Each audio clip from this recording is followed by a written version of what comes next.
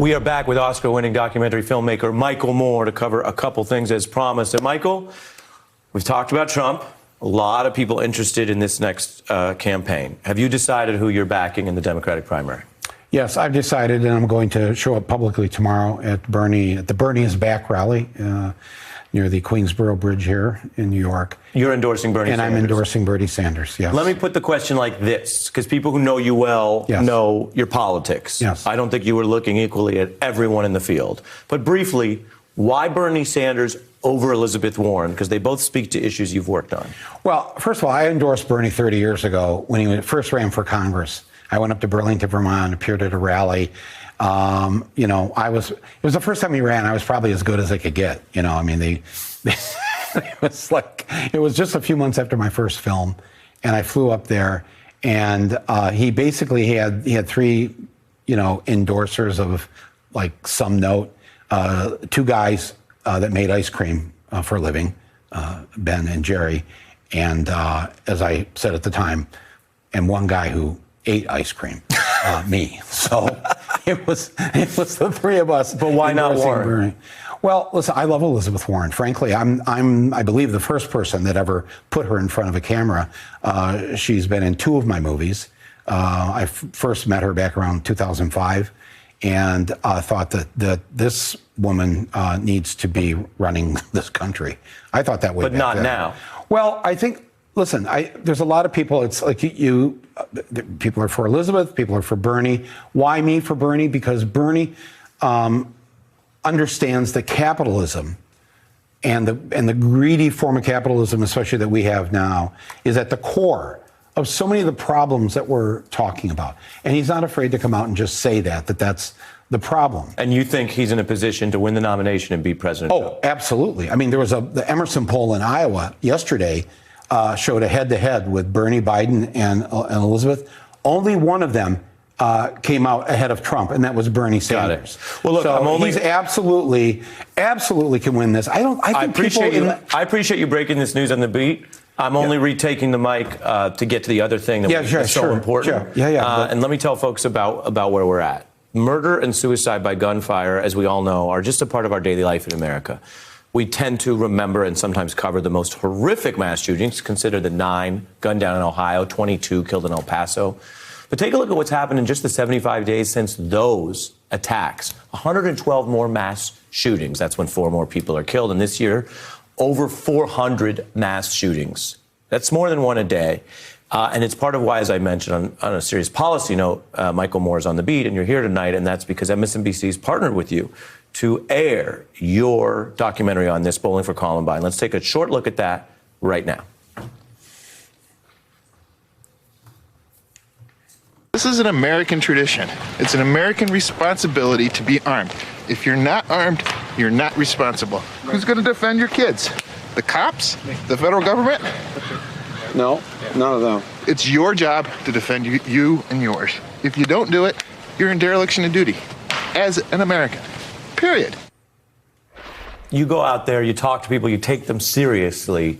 How does that film apply now?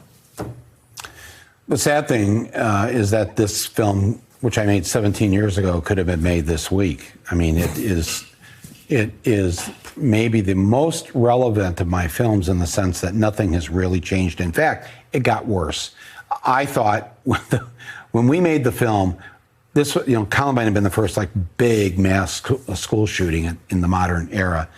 And we thought, we've got to make this movie. And in making it, we will put an end to this. There will not be another one. And in our grandiose way of thinking that film matters, which we believe.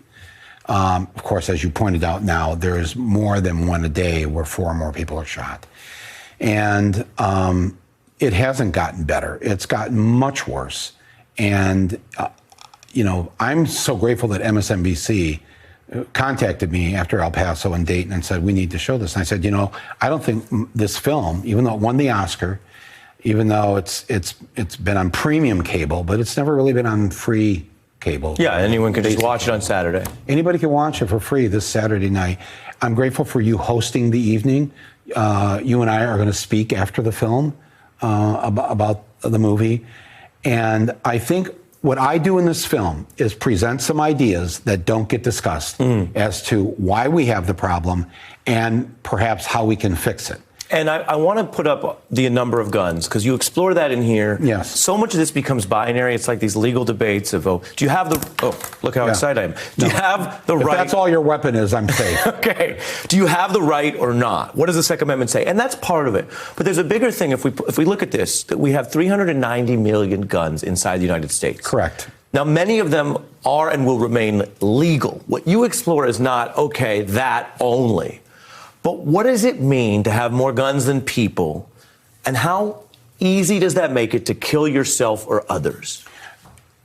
All of that. First of all, we have a rising suicide rate, and using guns is now one of the most successful ways, sadly, to put it that way, of people killing themselves. But Ari, of that 190 million, and maybe this is the good news, bad news. 78% of our fellow Americans do not own a gun. Right. We are not a nation of gun nuts. But according to the Washington Post, 3% of the people who own guns own almost 200 million of those 390 million guns. Just 3% Right, of the which is a lot of guns kicked They around. have built a stockpile in their homes, in their garages, in their bunkers, and this is a serious, serious problem. So gun control is a big part of how to fix this. Obviously, less guns, less murder.